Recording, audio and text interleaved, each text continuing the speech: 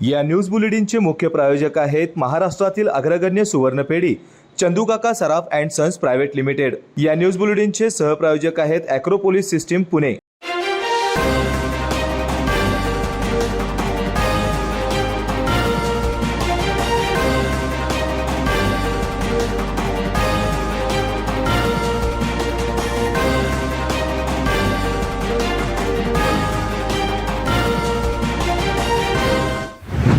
नमस्कार, मी सुरेखा। तारा न्यूज मध्ये आपलं स्वागत।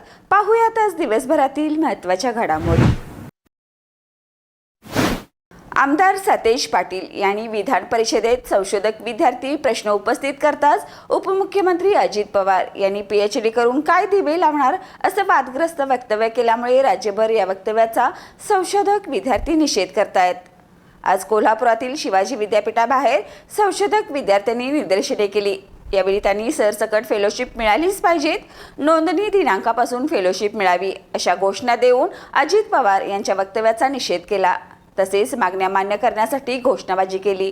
आमदार सतेज पाटील यांनी विधान परिषदेत संशोधक विद्यार्थी प्रश्न उपस्थित करताच उपमुख्यमंत्री अजित पवार यांनी PhD करून काय दिवे लावणार असं वादग्रस्त वक्तव्य केल्यामुळे राज्यभर या वक्तव्याचा संशोधक विद्यार्थी निषेध करतायत। आज कोल्हापुरातील शिवाजी विद्यापीठाबाहेर संशोधक विद्यार्थ्यांनी निदर्शने केली। यावेळी त्यांनी सरसकट फेलोशिप मिळालीच पाहिजे, नोंदणी दिनांकापासून फेलोशिप मिळावी अशा घोषणा देऊन अजित पवार यांच्या वक्तव्याचा निषेध केला। तसेच मागण्या मान्य करण्यासाठी घोषणाबाजी केली। देशभरात खळबळ उडवून देणारी बातमी समोर आली आहे। संसद भवनाबाहेर 2 जणांनी फटाके फोडले, घोषणाबाजी केली। त्यानंतर 3 जण प्रेक्षक गॅलरीत आले, तेथून ते तिघेही सभागृहात शिरले। त्यामुळे एकच गोंधळ उडाल्याचं पाहायला मिळाले। देशभरात खळबळून देणारी बातमी समोर आली आहे। संसद भवनाच्या बाहेर 2 जणांनी फटाके फोडले, घोषणाबाजी केली। त्यानंतर हे दोघेही गॅस घेऊन प्रेक्षक गॅलरीत आले, तेथून हे दोघेही सभागृहात शिरले। त्यामुळे एकच गोंधळ उडाला। अचानक एक स्त्री आणि एक पुरुष सभागृहात आल्याने सर्वजणच धस्तावले। कोणतीही परवानगी नसताना आणि सभागृहाचे सदस्य नसताना 2 जण आत शिरल्याने सुरक्षा रक्षकांचीही तारांबळ उडाली। या दोघांना पकडण्यासाठी एकच धावपळ सुरू झाली। या निमित्तानं संसदेच्या सुरक्षेचा प्रश्न पुन्हा एकदा ऐरणीवर आलाय। या घटनेनंतर लोकसभेचं कामकाज काही काळासाठी स्थगित करण्यात आलं। अचानक 2 अज्ञात व्यक्ती संसदेच्या सभागृहात आल्यानं एकच खळबळ उडाली। या दोघांना पकडण्यासाठी सुरक्षा रक्षक धावले। हे दोघेही सभागृहात इकडून तिकडे पळत होते। खासदारही या दोघांना पकडण्याचा प्रयत्न करत होते। त्यांच्या हातात टिअर गॅस होता। हा पिवळा गॅस घेऊन ते सभागृहात शिरले होते। त्यामुळे सर्वजण धस्तावले होते। अखेर सुरक्षा रक्षकांनी या दोघांना जेरबंद केलं। सहकार महर्षी स्वर्गीय तात्यासाहेब कोरे यांच्या 29व्या पुण्यस्मरण दिनानिमित्त बुधवारी वारणानगर येथे भारत विरुद्ध इराण आंतरराष्ट्रीय कुस्तीसह देशातील नामवंत कुस्त्यांचा महासंग्राम रंगणार आहे। वारणा विविध उद्योग व शिक्षण समूहाच्या वतीने संस्थापक सहकार महर्षी स्वर्गीय तात्यासाहेब कोरे यांच्या 29व्या पुण्यस्मरणार्थ आंतरराष्ट्रीय कुस्ती मैदान आयोजित केले आहे। वारणा विद्यालयाच्या पटांगणावर खास कुस्ती मैदान तयार करण्यात आले आहे। दुपारी 1 वाजता विश्वनाथ शक्ती श्री कुस्ती मैदानास प्रारंभ होईल। या मैदानात प्रमुख 11 किताबांसह 35 पुरस्कृत आणि 200 वर कुस्त्यांचा थरार रंगणार आहे। देशविदेशासह भारतातील नामांकित मल्ल्यांची निवड या कुस्ती महासंग्रामासाठी केली आहे। या मैदानातील महत्त्वपूर्ण लढतीसाठी इराणचा आंतरराष्ट्रीय विजेता अहमद मिर्झा व दुसरा आंतरराष्ट्रीय विजेता रिजा इराणी येणार आहेत। यासह नामवंत मल्ले येणार असून प्रथम क्रमांकाच्या जनसुराज्य शक्तीश्री किताबासाठी महाराष्ट्राचा सिकंदर शेख विरुद्ध मोनू दहिया दिल्ली याच्या तटीतटीची लक्षवेध लढत होणार आहे। यामुळे यासह प्रमुख किताबांच्या कुस्त्यांकडे महाराष्ट्र, कर्नाटकसह अन्य राज्यातील कुस्ती शौकीनांचे लक्ष लागून आहे। या कुस्ती महासंग्रामांचा लाभ कुस्ती शौकीनांनी घ्यावा असे आवाहन आमदार डॉक्टर विनय कोरे यांनी केले आहे। करवीर हद्दीमध्ये घाळ झालेले 35 मोबाईल, 150 ग्रॅम वजनाचे सोने असे 12,50,000 रुपये किमतीचा मुद्देमाल पकडण्यात करवीर पोलिसांना यश आलंय। पोलीस अधीक्षक महेंद्र पंडित यांनी ही बातमी पत्रकार परिषदेत दिली। मोबाईल व मुद्देमाल मूळ मालकांना परत केल्याने ग्राहकांच्यात समाधान व्यक्त केले जाते। करवीर पोलीस ठाणे हद्दीत गहाळ मोबाईलच्या गुन्ह्यातील मोबाईल संचांचे IMEI नंबर एकत्रित करून सायबर पोलीस ठाणेमार्फत हरवलेले मोबाईल शोधण्यासाठी अप्पर पोलीस अधीक्षक जयश्री देसाई यांच्या सूचनेप्रमाणे पोलीस अधिकारी अजित टिके, अरविंद काळे, करवीर पोलीस यांनी विशेष प्रयत्न केले। या कामी पोलीस निरीक्षक शिवाजी करे, पोलीस अंमलदार सुभाष सरवडेकर, विजय तळसकर, सुजय दामणे, रणजित पाटील, श्रीधर जाधव, योगेश शिंदे, अमोल चव्हाण, प्रकाश कांबळे यांची वेगवेगळी पथके तयार करण्यात आली होती. या मोबाईल शोध पथकाने मागील महिन्यापासून तांत्रिक तपास करून महाराष्ट्र राज्यातील विविध जिल्ह्यातून व कर्नाटक राज्यातून 35 मोबाईल संच, अंदाजे 3,50,000 रुपये किमतीचा मुद्देमाल जप्त केला आहे.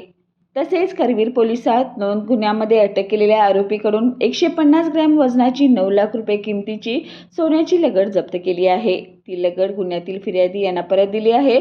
तसेच मोबाईल संच हे मूळ मालकांना त्यांच्याकडील मोबाईलच्या कागदपत्रांची ओळख पटवून परत देण्यात आलेत. पोलीस अधीक्षक महेंद्र पंडित, जयश्री देसाई, अरविंद काळे, रवींद्र कळमकर यांच्या हस्ते मोबाईल संच आज फिर्यादीदार यांना परत देण्यात आलेत. नागरिकांना त्यांचे हरवलेले मोबाईल मिळून येतील असं अपेक्षित नसताना पुन्हा मोबाईल संच मिळाल्याने नागरिकांच्यातून समाधान व्यक्त केले जात आहे. भविष्यात देखील असे तांत्रिक विश्लेषणाच्या आधारे जास्तीत जास्त मोबाईल संच नागरिकांना परत करण्यात येणार असून ही मोहीम यापुढेही यशस्वीरित्या राबवण्यात येणार आहे. वर्षभरामध्ये 1,000पेक्षा जास्त मोबाईल गहाळ होण्याच्या नोंदी आपल्याकडं दरवर्षी दाखल होतात. त्यापैकी जवळपास आता 300 आम्ही वाटप केलेले आहेत. जवळपास 350पेक्षा अधिक मोबाईल लवकरच ट्रेस होतील. तर फक्त तो मोबाईल जो चोरी गेलेला आहे किंवा गहाळ झालेला आहे त्या मोबाईलचा जो IMEI नंबर CEIR पोर्टलवर टाकल्यानंतर ज्या विविध नेटवर्क सर्व्हिस प्रोव्हायडर कंपन्या आहेत त्यामध्ये नवीन सिम कार्ड इन्सर्ट झाल्यानंतर त्याचा अलर्ट प्राप्त होतो आणि त्या सिम कार्ड ज्याच्या नावावर आहे आणि ज्याचं लोकेशन आहे त्यावरून तो मोबाईल ट्रेस केला जातो. तर ती कारवाई आता वर्षभर करण्याची गरज आहे, कारण हे रोज मोबाईल गहाळ होण्याचे प्रकार नोंदी पोलीस स्टेशनला होते. रेशन धान्य दुकानदार महासंघ कोल्हापूर यांच्या वतीनं विविध मागण्यांसाठी जिल्हा पुरवठा अधिकारी यांच्याकडे अडचणी दूर करण्यासाठी आज निवेदन देण्यात आले. रेशन धान्य दुकानदार महासंघ कोल्हापूर यांचे वतीने विविध मागण्यासाठी जिल्हा पुरवठा अधिकारी यांच्याकडे अडचणी दूर करण्यासाठी आज निवेदन देण्यात आले.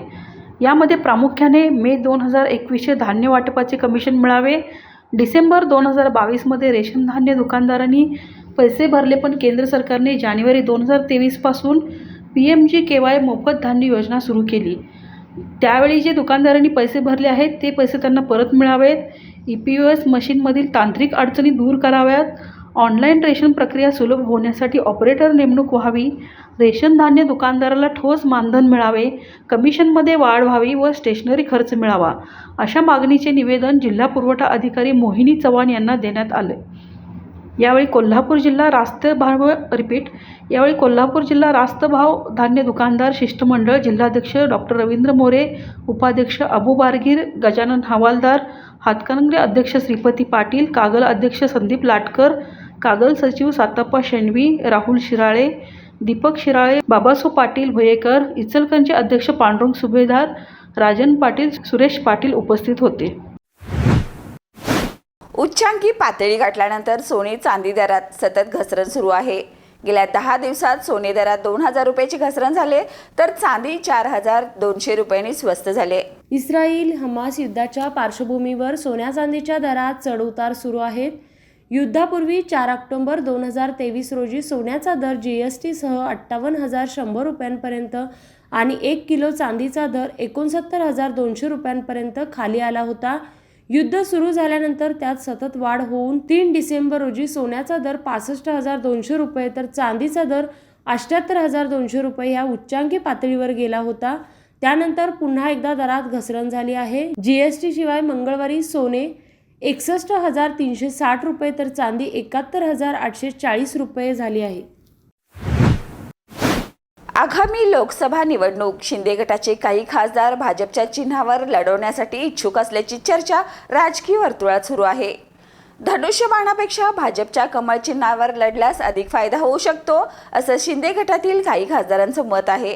त्यामुळे आता निवडणुकीवेळी शिंदे गटाचे खासदार काय निर्णय घेतात याकडे सगळ्यांचं लक्ष लागलंय. शिवसेना शिंदे गटातून एक मोठी बातमी समोर आली आहे. आगामी लोकसभा निवडणूक शिंदे गटाचे काही खासदार भाजपच्या चिन्हावर लढवण्याची इच्छुक असल्याची चर्चा सध्या राजकीय वर्तुळात रंगली आहे. मध्य प्रदेश, छत्तीसगड आणि राजस्थानच्या विधानसभा निवडणुकीत कमळ फुलवतं. त्यामुळे आगामी लोकसभा निवडणुकीतही भाजपच्या कमळालाच यश मिळेल असं चित्र सध्या दिसत आहे. त्यामुळे धनुष्यबाणाऐवजी कमळ चिन्हावर लढल्यास अधिक फायदा होईल असे शिंदे गटातल्या काही खासदारांना वाटत असल्याचं म्हणलं जात आहे. शिवसेनेत फूट पडल्यानंतर 18 पैकी 13 खासदार आमदारांनी शिंदे गटात प्रवेश केला होता. मात्र आता भाजपच्या कमळ चिन्हावर निवडणूक लढवावी अशी शिंदे गटातील काही खासदारांची इच्छा आहे. तेव्हा आगामी लोकसभा निवडणुकीत शिंदे गटाचे खासदार काय निर्णय घेतात याकडे सगळ्यांचं लक्ष लागलंय. वेळ झाल्या छोट्याशा ब्रेकची. कुठेही जाऊ नका, पाहत रहा तारा न्यूज. या न्यूज बुलेटिनचे मुख्य प्रायोजक आहेत महाराष्ट्रातील अग्रगण्य सुवर्णपेढी चंदूकाका सराफ अँड सन्स प्रायव्हेट लिमिटेड. या न्यूज बुलेटिनचे सहप्रायोजक आहेत ॲक्रोपोलिस सिस्टीम पुणे. ब्रेक नंतर पुन्हा एकदा आपलं स्वागत. सध्या नागपुरात हिवाळी अधिवेशनाचा दुसरा आठवडा सुरू आहे. या अधिवेशनात विधान परिषद उपसभापती नीलम गोरे या शेकापचे आमदार यांच्यावर भडकल्याचं पाहायला मिळतंय. सध्या नागपुरात हिवाळी अधिवेशनाचा दुसरा आठवडा सुरू आहे. हिवाळी अधिवेशनाच्या पहिल्या दिवसांपासून विरोधक हे सत्ताधाऱ्यांना घेरत असल्याचं पाहायला मिळालं, तर दुसरीकडे विधान परिषदेत विधान परिषद उपसभापती नीलम गोरे या संतापल्याचंही पाहायला मिळालं. विधान परिषदेत कामकाज सुरू असताना नीलम गोरे या शेकापचे आमदार जयंत पाटील यांच्यावर भडकल्या. नीलम गोरे म्हणाल्या, जयंतराव खाली बसा, माझं पूर्ण होऊन द्या. हे पहा जयंत पाटील खाली बसा, खुर्चीवर बसा. असा आक्रस्ताळेपणा बरं नव्हे. त्याची बातमी येईल हे मी पण तुम्हाला उभारून सांगते. तुम्ही जागेवर जाऊन बसा, तुम्हाला हे शोभत नाही असे म्हणत नीलम गोरे भडकल्याचं पाहायला मिळालं. यानंतर त्यांनी सभागृहाचे कामकाज 5 मिनिटांसाठी तहकूब केलं. तर हे वागणं बरं नाही. बाकी सगळे शिस्त पाळताय, फक्त तुम्हाला पाळायचं नाही. तुम्ही माझा निर्णय ऐकूनच घेत नाही. तुम्ही शांत राहा असे म्हणत जयंत पाटील यांना आवाहन केलं. आपण सगळेजण ज्येष्ठ श्रेष्ठ सदस्य आहात म्हटल्यावरती असं त्यांना गोंधळून टाकणं बरोबर नाहीये. त्यामुळे नाही उपमुख्यमंत्री बोलले मग ते तरी तुम्हाला कळत नाही. नाही जयंतराव खाली बसा, 1 मिनिट माझं पूर्ण होऊ द्या. नाही हे पहा जयंत पाटील खाली बसा खुर्चीवर. तुम्ही खुर्चीवर बसा. असं आक्रस्ताळेपणा बरं नाही. बातमी येईल त्याची, पण मी पण उभं राहून सांगते तुम्ही जागेवर जाऊन बसा. तुम्हाला हे शोभत नाहीये. तुम्हाला हे शोभत नाही ज्येष्ठ सदस्यांना. ठीक आहे, मी 5 मिनिटासाठी तहकूब करते. हे बरोबर नाही तुमचं वागणं. बाकी सगळेजण शिस्त पाळतात, तुम्हालाच फक्त आहे. आणि तुम्ही पूर्ण माझा निर्णय पण ऐकून घेत नाही आहात. असं करू नका जयंतराव, बसावरती तुम्ही. मी हे पहा, तुम्ही शांत राहा. हे पहा, हा आक्रस्ताळेपणा बरा नाहीये. आक्रस्ताळेपणा बरा नाहीये. असा 5-6 वर्षाच्या मुलासारखं वागू नका. तुम्ही वर बसा खुर्चीवर. जयंतराव तुमच्याकडून प्रशिक्षण घेणार होते. अमोल मिटकरी मला परवा म्हणत होते की आम्हाला शिकवा कसं करायचं. ते कसं काय लोकांचा आदर राहील असं बरोबर नाही. आता असं आहे की आपला असं हे पहा, मी सभागृहाच्या हे पहा, हे सगळा निर्णय मी करायचा का नाही याच्यासाठी बोलायच्या आधीच पीठासीन अधिकाऱ्यांनी निर्णय दिला का नाही दिला. आता मी दिला निर्णय तर प्रत्येक सभासद म्हणणारे मी पण जयंतराव सारखा खाली बसतो जमिनीवर, मग फक्त मंत्री खुर्च्यांवर आणि तुम्ही खाली. असं करायचं आहे का आपल्याला? हे शोभतंय का? दुसरं खाली बसून बरं तुम्ही ओरडताय. काय झालंय तुम्हाला आज? देशभरातील सीबीएसई परीक्षेचं वेळापत्रक जाहीर झालंय. सीबीएसईच्या इयत्ता 10वी आणि 12वीच्या परीक्षेचं वेळापत्रक जाहीर करण्यात आलंय. त्यामुळे विद्यार्थ्यांनी सुटकेचा निश्वास सोडला आहे. विद्यार्थ्यांनाही आता आपल्या अभ्यासाचं नियोजन करता येणार आहे. 2 महिन्यानंतर या परीक्षा होत असल्याने विद्यार्थ्यांना अभ्यासासाठी बराच कालावधी मिळणार आहे. केंद्रीय माध्यमिक शिक्षण बोर्ड सीबीएसईच्या इयत्ता 10वी आणि 12वीच्या परीक्षांच्या तारखा जाहीर झाल्या आहेत. सीबीएसई बोर्डाने डेट शीट जारी केली आहे. बोर्डाने दिलेल्या माहितीनुसार सीबीएसई बोर्डाची सेकंडरी आणि सिनियर सेकंडरी वार्षिक परीक्षा 15 फेब्रुवारी 2024 रोजी होणार आहे. ही परीक्षा 2 एप्रिलपर्यंत चालणार आहे. बोर्डाने अखेर परीक्षेचं वेळापत्रक जाहीर केल्याने विद्यार्थ्यांनीही सुटकेचा निश्वास सोडला आहे. तारखा पाहून विद्यार्थ्यांना अभ्यासाचं नियोजन करता येणार आहे. सीबीएसई बोर्डाच्या इयत्ता 10वी आणि 12वीच्या परीक्षेचं वेळापत्रक विद्यार्थ्यांना cbse.government.in या संकेतस्थळावर पाहता येणार आहे. तसेच वेळापत्रक डाउनलोडही करता येणार आहे. सीबीएसईच्या इयत्ता 10वी आणि 12वीसाठी 1 जानेवारीपासून प्रॅक्टिकल परीक्षा होणार आहेत. 2024मध्ये होणाऱ्या या परीक्षेसाठी विद्यार्थी सज्ज झाले आहेत. विद्यार्थ्यांनी आधीच परीक्षेची पूर्ण तयारी केली आहे. आता वेळापत्रक जाहीर झाल्यानंतरही विद्यार्थ्यांना आपल्या अभ्यासाचं नियोजन करण्यासाठी फॉर्म मिळाला आहे. विद्यार्थ्यांनी आजपासून हे नियोजन सुरू केलं आहे. राज्यात अनेक ठिकाणी दारूबंदी केली आहे, तर अनेक ठिकाणी दारूबंदीची मागणी केली जात आहे. अशातच दारू पिणाऱ्यांना भाजप नेत्या पंकजा मुंडे यांनी एक अजब सल्ला दिलाय. दारू प्यायची असेल तर हातभट्टीची पिऊ नका, असं पंकजा मुंडे यांनी म्हटलंय. या अजब सल्ल्यामुळे पंकजा मुंडे सध्या चर्चेत आलेत. गोपीनाथ गडावर लोकनेते गोपीनाथराव मुंडे यांच्या जयंतीनिमित्त रक्तदान शिबिराचे आयोजन करण्यात आले होते. यावेळी पंकजा मुंडे बोलत होत्या. बोलताना भाजप नेत्या पंकजा मुंडे यांनी कार्यकर्त्यांना अजब सल्ला दिला आहे.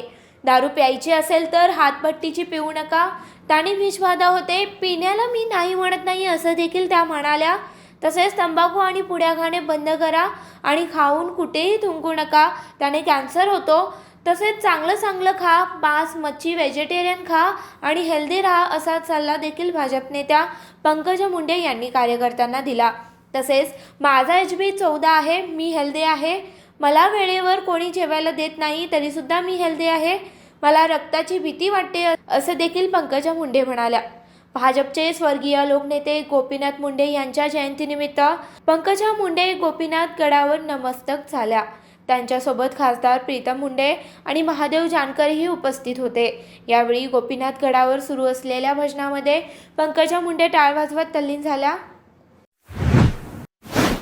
जागतिक बाजारात कच्च्या तेलाच्या किमती गेल्या 6 महिन्यात नीचांकावर आल्या आहेत. किमतीतील ही घसरण पेट्रोलियम कंपन्यांच्या पथ्यावर पडली आहे.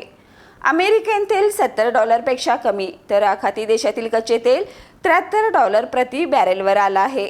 या किमतीत घसरणीचा अंदाज आहे. त्यामुळे नवीन वर्षाच्या सुरुवातीलाच पेट्रोल डिझेलमध्ये स्वस्ताई येऊ शकते. कच्च्या तेलाच्या किमती गेल्या 6 महिन्यातील सर्वात कमी स्तरावर नीचांकावर आल्या आहेत. अमेरिकेतील कच्चे तेल $70 कमी, तर आखाती देशातील कच्चे तेल $73 प्रति बॅरलपर्यंत घसरले आहे.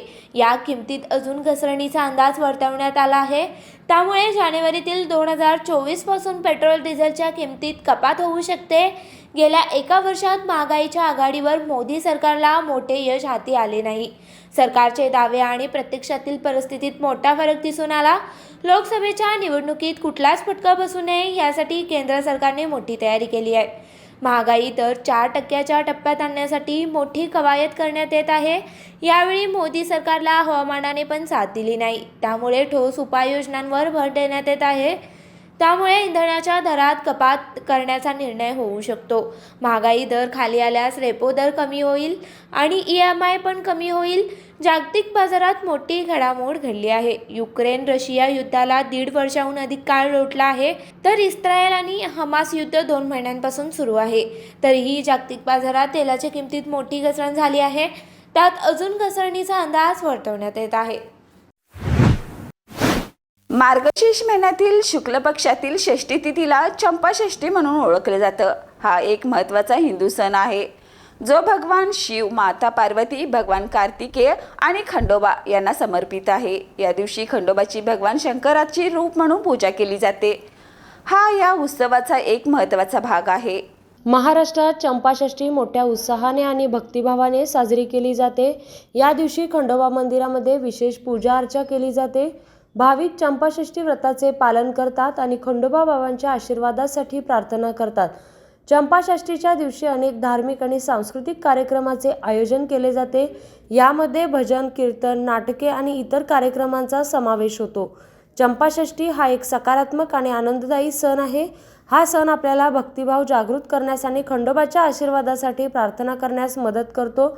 चंपाषष्ठीच्या दिवशी चंपा फुलाचा विशेष मान असतो. या दिवशी चंपा फुलांचा हार खंडोबा बाबांच्या मूर्तीला अर्पण केला जातो. चंपाषष्ठीच्या दिवशी खंडोबाच्या नावाने भंडारा केला जातो. हा भंडारा भाविकांना प्रसाद म्हणून वाटला जातो. चंपाषष्ठीच्या दिवशी काही ठिकाणी खंडोबाच्या दर्शनासाठी यात्रा आयोजित केली जाते. या यात्रेत लाखो भाविक सहभागी होतात. मराठी चित्रपटसृष्टीतील ज्येष्ठ अभिनेते आणि लक्ष्मीकांत बेर्डे यांचे सख्खे बंधू रवींद्र बेर्डे यांनी अखेरचा श्वास घेतलाय. वयाच्या 78व्या वर्षी त्यांनी या जगाचा निरोप घेतलाय. गेल्या काही वर्षापासून ते घशाच्या कर्करोगाने त्रस्त होते. अखेर हृदयविकाराच्या झटक्याने त्यांचं निधन झालंय.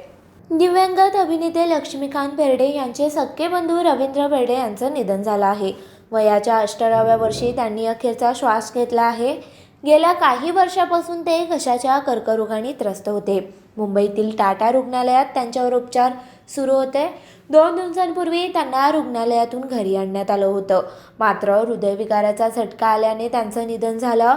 रवींद्र बेर्डे यांच्या पश्चात पत्नी, 2 मुलं, सुना, नातवंडे असा परिवार आहे. रवींद्र यांनी बंधू लक्ष्मीकांत बेर्डे यांच्यासोबत बऱ्याच चित्रपटांमध्ये एकत्र काम केलं होतं. त्यांच्या निधनाने मराठी सिनेसृष्टीवर शोककळा पसरली आहे. 1995 मध्ये व्यक्ती आणि वल्ली या नाटकादरम्यान रवींद्र बेर्डे यांना हृदयविकाराचा झटका आला होता. त्यावर मात केल्यानंतर 2011 मध्ये त्यांना कर्करोगाचं निदान झालं. आजारपणातही त्यांनी नाटकाची आवड कायम जपली. रवींद्र बेर्डे यांनी मराठीसह हिंदी चित्रपटांमध्येही काम केलं होतं. सिंगम, चिंगी यासारख्या चित्रपटामध्ये त्यांनी भूमिका साकारल्या होत्या. 1965 पासून त्यांची नाट्यसृष्टीची नाळ जोडली गेली. हमाल दे धमाल, चंगू मंगू, थरथराट, झपाटलेला भूताची शाळा, गंमत जम्मत, एक गाडी बाकी अनाडी, खतरनाक यासारख्या चित्रपटांमध्ये त्यांनी आपल्या दमदार अभिनयाची छाप सोडली. तर या होत्या आज दिवसभरातील महत्त्वाच्या घडामोडी. पुन्हा भेटूया नवीन बातमीपत्रासह. तोपर्यंत पाहत रहा तारा न्यूज.